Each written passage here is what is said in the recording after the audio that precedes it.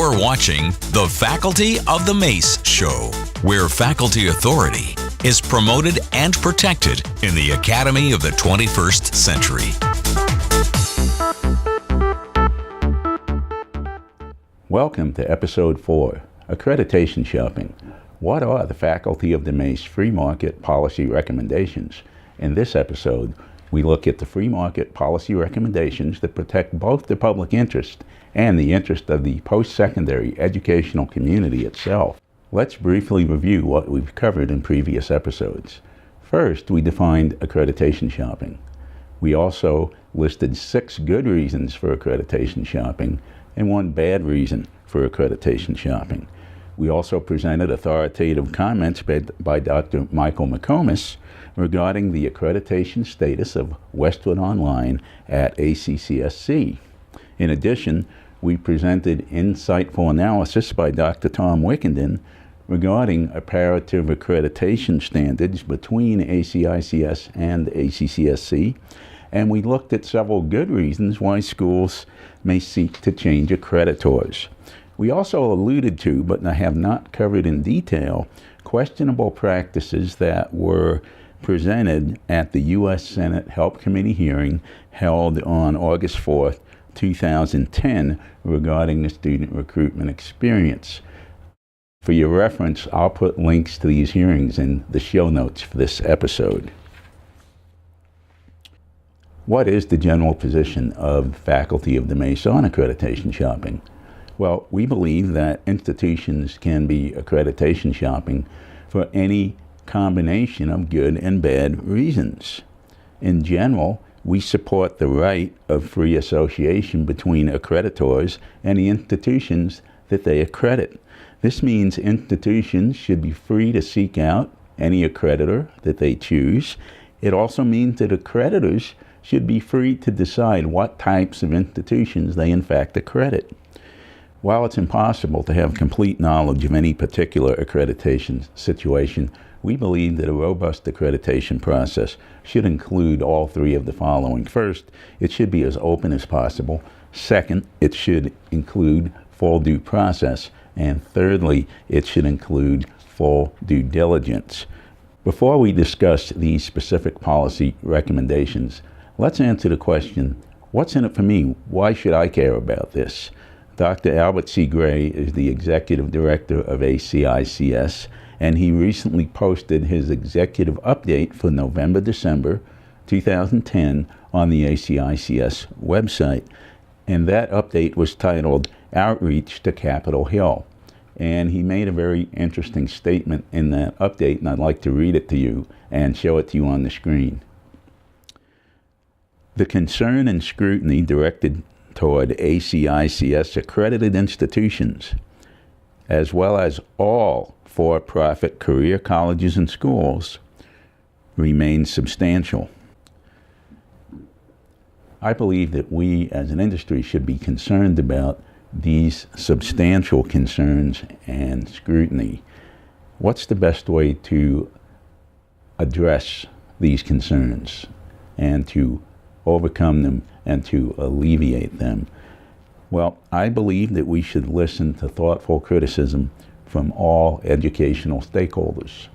We don't necessarily have to accept everything that's said. I believe that individuals within an institution or an agency have the ability to have very complete knowledge about that entity that other people may not have. However, if we thoughtfully consider the statements made by others, I think that we can honestly see that there are some areas where we can see needed improvement. If we do in fact realize that these areas exist, I believe then we should create best practices in these areas that address the concerns. And then finally, I believe we should voluntarily implement these best practices as policies. Why should we do this? Well, I believe that the agencies and institutions who in fact do this will outcompete other players in their market segment that don't do this. Let's look at 2 policy recommendations regarding accreditation shopping made by the Faculty of the Mace. Policy recommendation number 1 consists of 2 parts. Let's look at the first part. First, due process must be coupled with full due diligence. Well, how should we implement this? I believe that the implementation should be both simple and it should be unambiguous. We need to avoid several difficulties, and these difficulties fall into the category of awareness, timing, and intent. It's very difficult to establish what you knew, when you knew it, and why, in fact, you did what you did.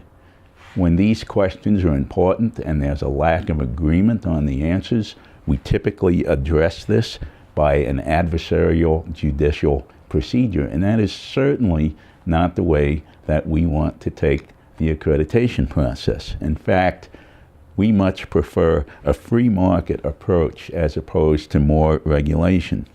So what approach should we take? I'm going to put these specific suggestions up on the screen while I read them to you. At any time during which a current accredited institution is a candidate for accreditation with a new accreditor, and the current accreditor places that institution in a deferral status or issues a show cause order, then the following shall take place. The new accreditor shall receive the institution's application with prejudice. Now, what does this involve? The new accreditor shall be in communication with the current accreditor at the executive level. The institution's management shall sign a legal release permitting full disclosure of its prior record to the new accreditor. The subject institution's record at the current accreditor shall be transferred to the new accreditor. Both accreditors, however, shall hold these records as proprietary information. Is there any precedent for this suggestion? Well, in fact, there is.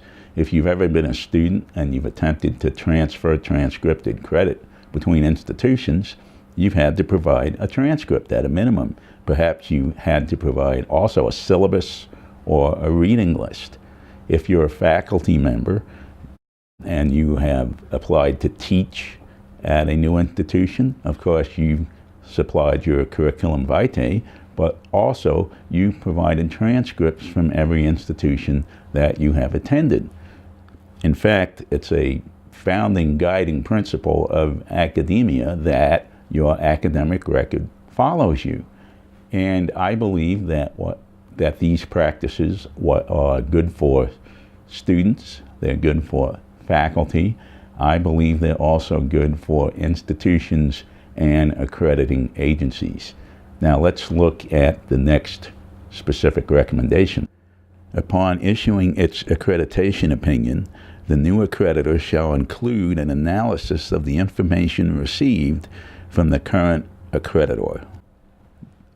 This suggestion does not involve direct comparability of accreditation standards and metrics between accreditors.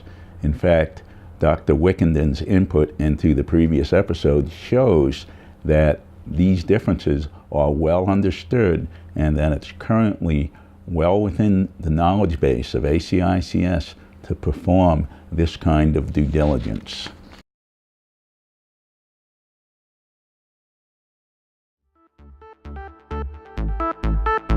Produced at Studio C, Colorado, USA.